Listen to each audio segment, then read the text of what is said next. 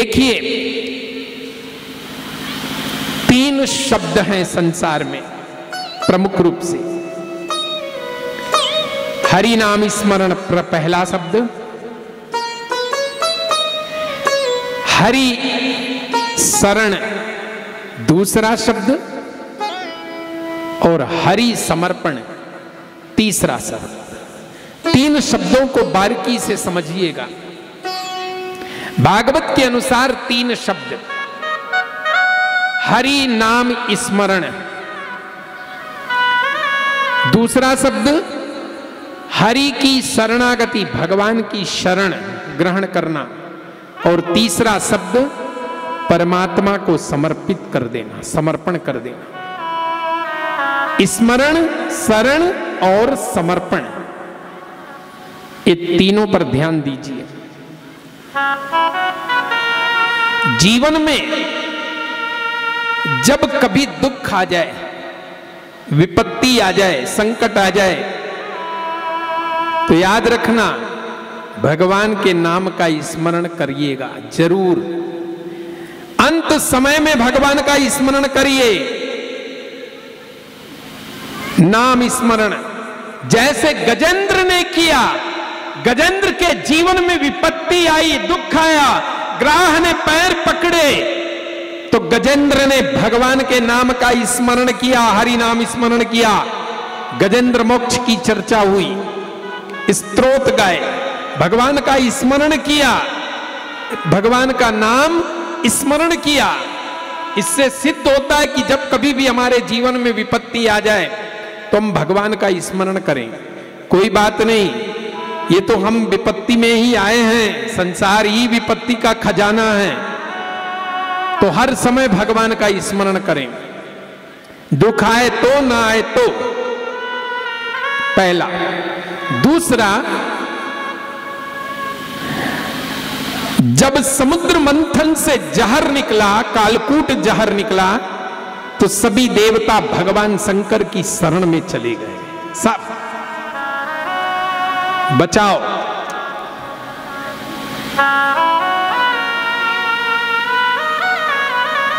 देखो, विपत्ति आई तो भगवान का स्मरण किया। समुद्र मंथन का समय आया तो सभी देवता भगवान नारायण की शरण ग्रहण किए। भगवान नारायण ने समुद्र मंथन करवाया। और जीवन में दुख और सुख दोनों आ जाए, केवल दुख आए तो भगवान का स्मरण करो, सुख आ जाए तो महाराज बलि की तरह समर्पण करना सीखो। दुख आ जाए तो गजेंद्र की तरह स्मरण करना सीखो, और जीवन में सुख आ जाए, संपत्ति आ जाए तो महाराज बलि की तरह वामन भगवान को समर्पण करना सीखो। और जीवन में यदि दुख और सुख दोनों आ जाए तो भगवान की शरण ग्रहण करो। शरण, समर्पण और स्मरण।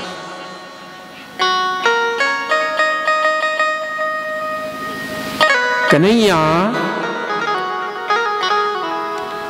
पांडवगण, देवगण भगवान की शरण ग्रहण किए। पांडवों को साथ में लेकर कन्हैया जरासंध की राजधानी पधारी। प्रातः काल का समय है, जरासंध के यहां भगवान पधारे। 6 मूर्ति है, 5 पांडव और 1 कन्हैया, 6 लोग जरासंध के यहां पधारे। 6 ने ब्राह्मण का भेष बनाया।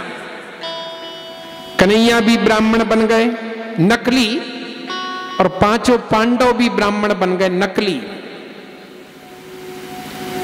नकली ब्राह्मण बनकर ये 6 मूर्ति जरासंध के दरवाजे पहुंचे। प्रातः काल का समय है, जरासंध भगवान शंकर के मंदिर में भगवान शंकर की पूजा कर रहा था। उसी समय ये 6 मूर्ति पहुंची। जरासंध में एक अच्छी आदत थी, क्या? राक्षस था, राक्षस प्रकृति का था, दुष्ट प्रकृति का था। लेकिन ये तो सत्य है ना कि जिसमें बुराइयां होती है उसमें अच्छाइयां भी होती हैं। और जिसमें अच्छाइयां होती है उसमें कुछ ना कुछ बुराइयां भी होती हैं।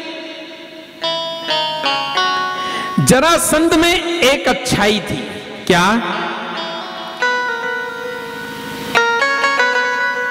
3 काम का वो बड़ा ध्यान रखता था। कौन कौन सा? संध्यांते पूजनांते भोजनांते। 3 शब्द को ध्यान दीजिए। जरासंध का नियम था, संध्या काल में अगर कोई भी याचक दरवाजे पर आ जाए तो उसे खाली हाथ वापस नहीं लौटाता था। हम लोग क्या कहते हैं, अरे संध्या का समय, चल जा आगे, तेरे को और कोई टाइम नहीं मिला, संध्या के समय आ गए। लेकिन जरासंध से सीखो, दान देने का कोई समय नहीं होता, याद रखना। कोई भी भिखारी मांगने नहीं आता, देना सिखलाने आता कि हम देना सीखें। और कब भगवान आ जाए कोई ठिकाना है मांगने। देने वाले के यहां परमात्मा भी मांगने आता है, याद रखना। और जो देना ही नहीं जानता उसके यहां कौन आएगा? भगवान पहले भिखारी को भेजते हैं। हमें आपको भिखारी बनाकर देने वाले के दरवाजे भेजकर परीक्षा लेते हैं कि ये देना जानता है कि नहीं जानता है।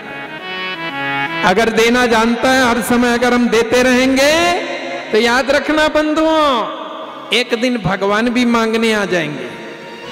कलयुग है तो क्या हुआ, ये नहीं सोचना चाहिए कलयुग है तो यहाँ कलयुग में कुछ नहीं होता, कौन क्या देखा है।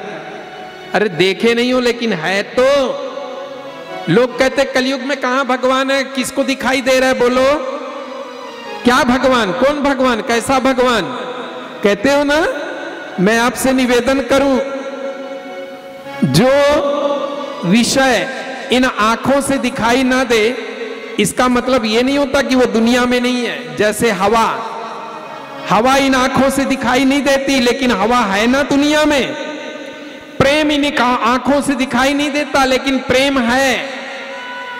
हमारे गोस्वामी जी ने लिखा, प्रेम पवन परमात्मा इन नयनन दिखे नाही।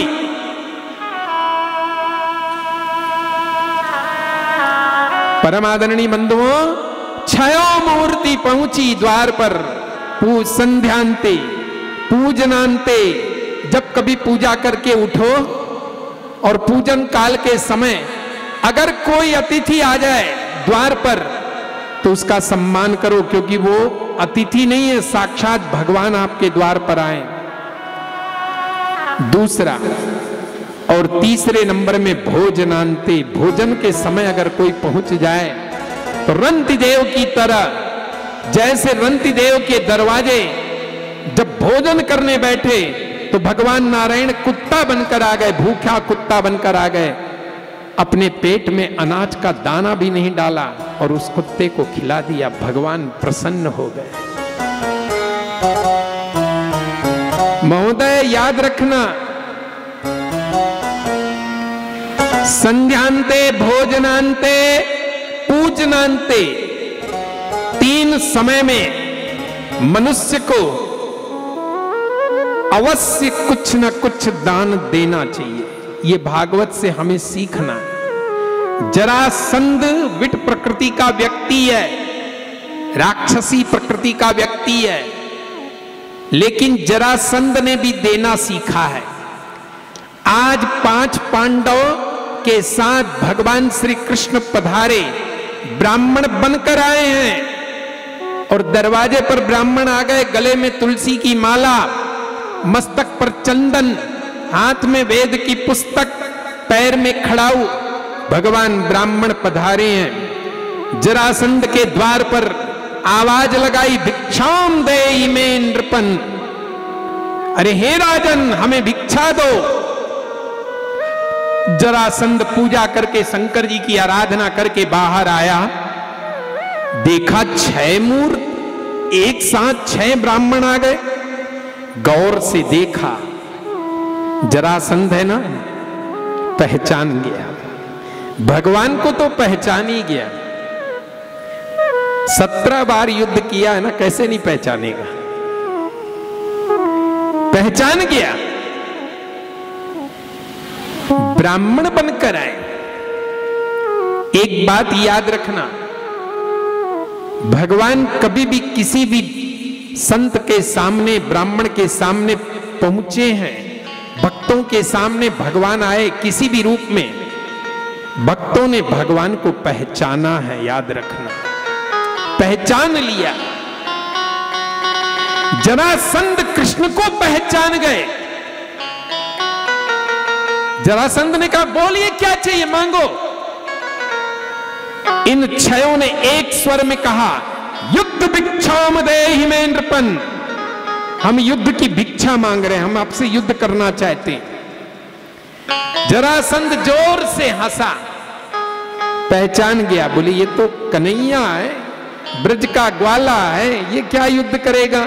17 बार लड़ा, 18वीं बार ये रणभूमि छोड़कर भाग गया, गुफा में जाकर छिप गया था और वहां से वापस मथुरा नहीं आया, समुद्र के तट पर जाकर द्वारिकापुरी बसाई, ये क्या मुझसे युद्ध करेंगे? ये तो साक्षात कृष्ण है, भगवान है। जरासंध पहचान गया। याद रखना, भक्त अपने भगवान को पहचान जाते हैं। जिस भाव से भगवान को भजो, आप भक्ति ही कहलाओगे, याद रखना। एक दिन राम जी ने हनुमान जी से पूछा, हनुमंत लाल ये बताओ, आपकी हमारी जब पहली मुलाकात हुई तो आप असली ब्राह्मण बने थे कि नकली ब्राह्मण? राम जी ने पूछा हनुमान जी से, सही सही बताना, असली ब्राह्मण बने थे कि नकली ब्राह्मण? हनुमान जी ने कहा, छोड़िए ना प्रभु, बीत गई सो बीत गई, अब राख रही को राख रही को। राम जी ने कहा, नहीं हनुमंत लाल, तुम्हें बताना पड़ेगा, आपकी हमारी पहली मुलाकात हुई तो आप असली ब्राह्मण बने थे कि नकली? सही बताओ। हनुमान जी ने कहा, प्रभु एक बात कहूं? बोले कहो ना। विश्वास करिए, मैं असली ब्राह्मण बनकर आया था। असली ब्राह्मण बने थे? बोले हां।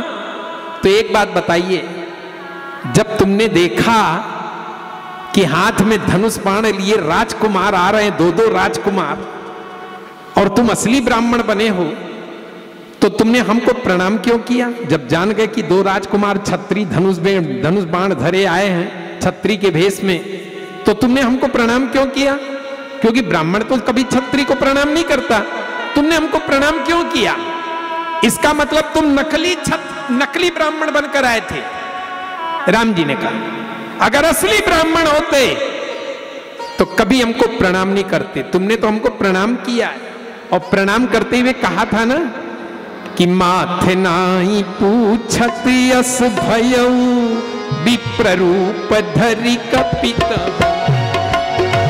श्री राम जय राम जय जय राम, श्री राम जय राम जय जय राम। विप्र रूप धरि कपित गयऊ, माथ नाई पूछत अस भयऊ। श्री राम जय राम जय जय राम, श्री राम जय राम जय। असली ब्राह्मण बनकर आए थे, शाबाश। जब असली ब्राह्मण बनकर आए थे तो माथ नाई पूछत अस भयऊ, मुझे प्रणाम क्यों किए? बोले प्रभु छोड़ो ना, नहीं तुम्हें बताना पड़ेगा कि अगर तुम असली ब्राह्मण थे तो छत्री को प्रणाम क्यों किए? हनुमान जी ने कहा, प्रभु राम ये बताइए प्रभु, आप असली छत्री बनकर आए थे कि नकली छत्री? बस इतना बता दो, समस्या का समाधान हो जाएगा। राम जी ने कहा, कैसी बात कर रहे हो हनुमंत लाल, मैं तो असली छत्री बनकर आया था। असली छत्री? क्या प्रमाण है कि तुम असली छत्री बने थे? राम जी ने कहा, हनुमंत लाल, कौशले से दशरथ के जाए रामा सिया, कौशले से दशरथ के जाए पीतु वचन मानी बन आए, सिया राम हम पीतु वचन मानी बन आए, सिया राम यहाँ हरि निश्चर वैदेही, खोजत भी प्रफिरे हम तेही, सिया राम खोजत भी प्रफिरे हम तेही। सिया राम सुनिए, हम असली छत्री बनकर आए थे, कोसलेश दशरथ के जाए, हम पितु वचन मानी बने आए। अच्छा, असली छत्री बनकर आए थे? बोले हाँ। गलत, आप नकली छत्री थे, बल्कि मैं असली ब्राह्मण बनकर आया। हनुमान जी ने कहा। राम जी ने कहा कैसे कह रहे हो कि मैं नकली छत्री? बिल्कुल आप ही ने कहा प्रभु, मैंने नहीं कहा, आपने खुद कहा कि मैं नकली छत्री बनकर आया हूं। बोले कैसे? बोले आपने दूसरी पंक्ति क्या कही थी? आप ही ने तो कहा था ना कि यहाँ हरि निशिचर वैदेही, खोजत भी प्रफिरे हम तेही। जय राम जय राम जय जय राम, श्री राम जय राम जय जय राम। आप ही ने कहा था कि मैं नकली छत्री हूं, आप ही ने कहा था ना। बोले कहां कहा? अरे प्रभु आप ही ने तो कहा था कि यहाँ हरि निश्चर वैदेही। अरे जो अपनी जान की, अपनी पत्नी, अपनी सीता की रक्षा नहीं कर सका, वो कैसा असली छत्री होगा? वो तो नकली छत्री है ना, जो अपनी सीता की रक्षा नहीं कर सका। अपनी सीता के लिए सबसे कह रहा है कि खोजत विप्र फिरे हम तेही। और आप ही ने अपने मुख से कह दिया कि विप्र, जब आपने विप्र कह दिया तो मैं असली ब्राह्मण हूं। भगवान जिसको सहमति दे दे वो गलत हो ही नहीं सकता। मैं असली ब्राह्मण बनकर आया, आप नकली छत्री बनकर आए।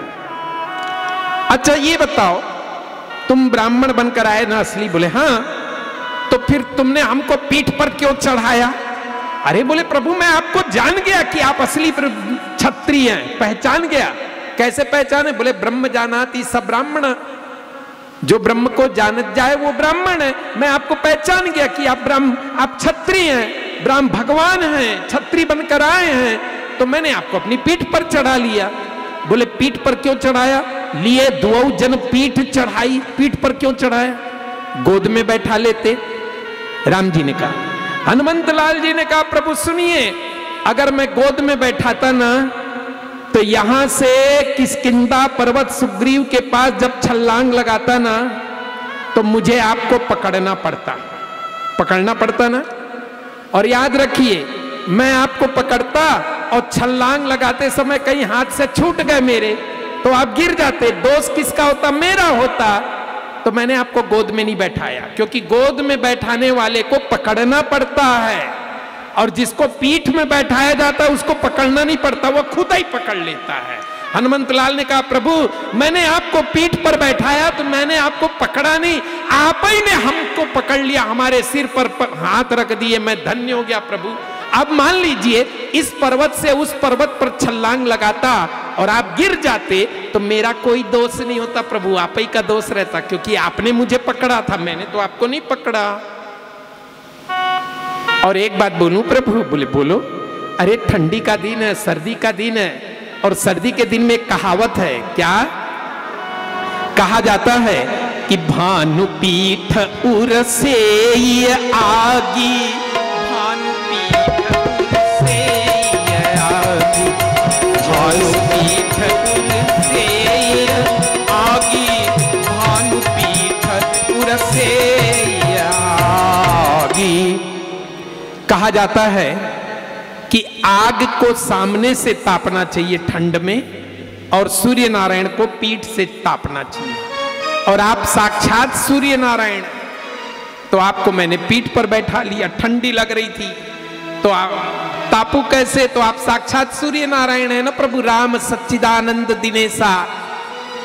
और एक बात और कहूं प्रभु, मैंने आपको पीठ पर इसलिए बैठाया कि मान लीजिए इस पेड़, इस पर्वत से उस पर्वत पर छलांग लगाते समय कोई मिल जाता तो सामने से तो मैं निपट लेता, कोई भी वार करता तो, लेकिन पीछे से अगर कोई वार करेगा तो कौन निपटेगा? आप ही निपटोगे, इसलिए मैंने आपको पीठ पर बैठा लिया। जो भी कारण हो, भगवान को भक्तों ने पहचान लिया। जरासंध कृष्ण को पहचान गए कि तुम नकली ब्राह्मण बनकर आए हो, तो तुमसे तो मैं युद्ध कर नहीं सकता। रह गया सवाल ये युधिष्ठिर है, इससे क्या युद्ध करूं? ये तो धर्म प्राण राजा है। अर्जुन से युद्ध करूं, ये मोहग्रस्त व्यक्ति है। नकुल से युद्ध करूं, सहदेव से युद्ध करूं, ये तो शिल्पकार हैं, इनको तो शिल्पी ढाने से फुर्सत नहीं है, इनसे क्या युद्ध करूं? मेरे साथ युद्ध करने लायक केवल एक ही व्यक्ति है, उसका नाम है भीमसेन। भगवान ने कहा हम छयों में जो आपको अच्छा लगे उन्हीं के साथ युद्ध करो। जरासंध ने कहा भीमसेन के साथ युद्ध करूंगा, और भीमसेन तैयार हो गए। युद्ध प्रारंभ हुआ जरासंध और भीमसेन का। चारों पांडव देख रहे हैं, भगवान कृष्ण देख रहे हैं। भीमसेन ने जरासंध का दोनों पैर पकड़ा, उल्टा उठा लिया, सिर नीचे पैर ऊपर, और दोनों पैर को पकड़ के ऐसे चीर दिया और चीर के फेंक दिया। जैसे ही फेंका, जरासंध फिर जुड़ गया, जिंदा हो गया। ये क्रिया अनेकों बार घटी। अंत में भगवान श्री कृष्ण ने एक नियम का पालन किया। क्या? पेड़ की डंगाल तोड़ी, जो एक डंगाल ऐसे थी, एक डंगाल ऐसे थी। एक हाथ से इस डंगाल को पकड़ा, दूसरे हाथ से इस डंगाल को पकड़ा, और पकड़ करके चीरा, और चीर के दाहिना हिस्सा बाईं ओर, बायां हिस्सा दाहिनी ओर इशारा किया। भीमसेन समझ गया, दोनों पैर को उठाया, चीरा जरासंध के, और दाहिना वाला अंग शरीर का, जरासंध के शरीर का दाहिना वाला भाग बाईं ओर फेंका, और बायां वाला भाग दाहिनी ओर फेंक दिया। जरासंध के शरीर से प्राण निकल गए, परम ज्योत निकली, भगवान श्री कृष्ण के ज्योत में समा गई। प्रेम से बोलिए भक्तवत्सल भगवान की जय हो।